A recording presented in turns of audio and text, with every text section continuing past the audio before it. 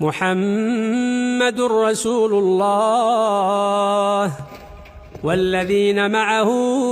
أشداء على الكفار رحماء بينهم تراهم ركعا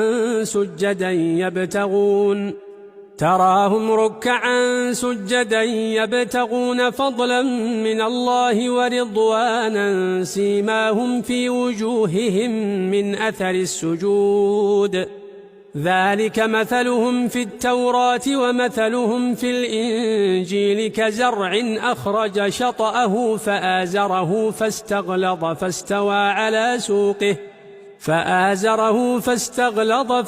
على سوقه يعجب الزراع ليغيظ بهم الكفار